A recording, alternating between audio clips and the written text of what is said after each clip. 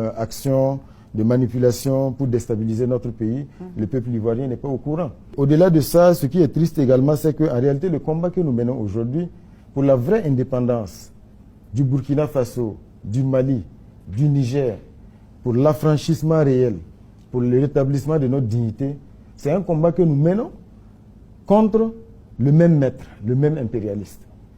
Et aujourd'hui, le peuple ivoirien est victime également de ce même impérialiste qui domine, exploite, nourrit les tensions, et ça a toujours été ainsi.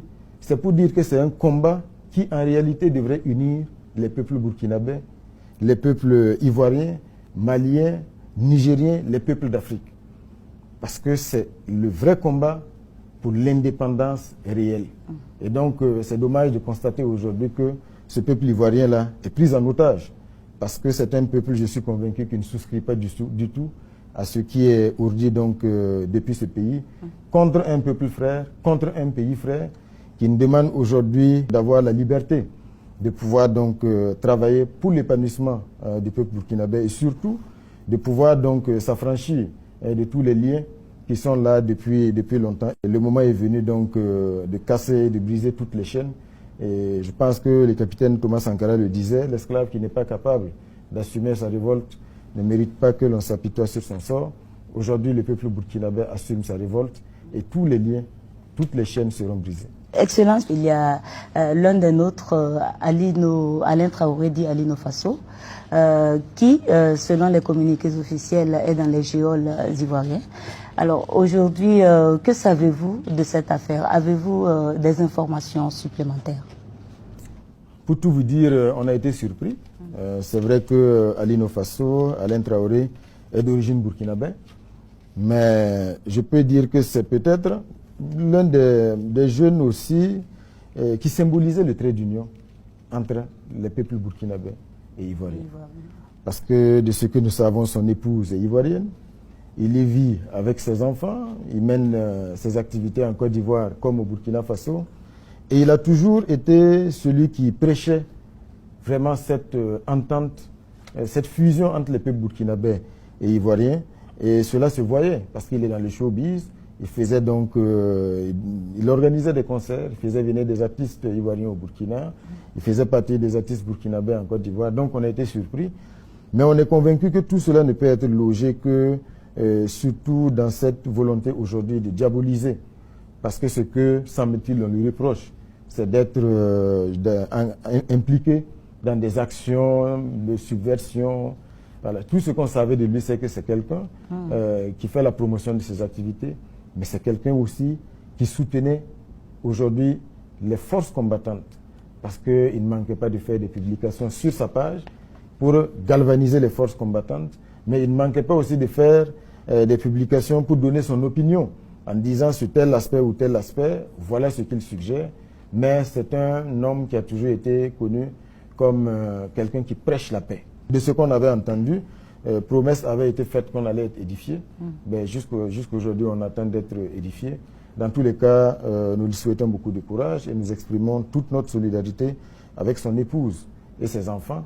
Et avec lui-même, on attend d'être édifié par la suite. Mais je suis convaincu que c'est un écran de fumée. Excellence, dès sa prise de pouvoir, le chef de l'État, son Excellence le capitaine Ibrahim Traoré, déclarait que le territoire burkinabé était presque complètement perdu. Moins de 2 ans et demi après, devant l'Assemblée nationale, vous déclariez que ce territoire a été reconquis à plus de 71%.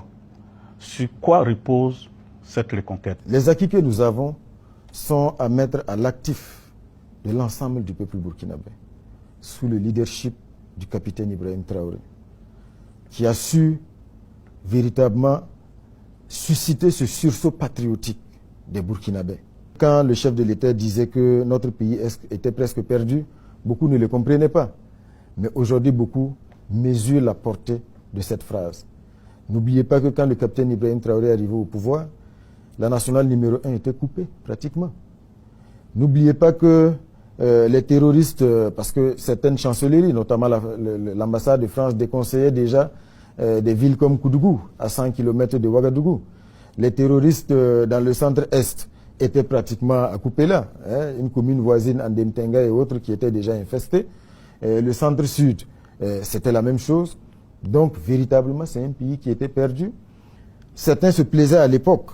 Des gens qui sont aujourd'hui, donc, dont les masques sont tombés, on voit véritablement que ce sont les premiers partenaires, soutiens des terroristes, qui ont occupé des hautes fonctions dans les institutions de ce pays, avaient prédit que les terroristes allaient prendre leur café, je ne sais plus moi, à Kongoussi, et puis déjeuner à Ouagadougou. Ils n'avaient pas tout à fait tort quand ils le disaient. Parce que aujourd'hui, quand on voit le combat qui est engagé, les moyens humains, matériels engagés, c'est là qu'on commence à comprendre, comme le chef de l'État l'a dit, qu'on n'est pas juste dans un combat contre des terroristes, à savoir donc des petits illuminés qui courent dans la brousse. On est dans un combat pour la liberté du Burkina Faso. Parce que le terrorisme tel que nous le voyons aujourd'hui, c'est une autre forme d'expression de l'impérialisme, une expression violente. Parce qu'aujourd'hui, ce qui est recherché, c'est l'affaiblissement de notre pays. C'est la division de notre pays, la partition de notre pays. Et l'objectif, c'est quoi? C'est pouvoir nous maintenir durablement dans la domination, pour nous exploiter et faire de nous toujours des esclaves, des consommateurs qui ne sont pas capables d'assumer véritablement eux-mêmes de façon autonome leurs choix stratégiques. Aujourd'hui, les masques, je dis, sont tombés.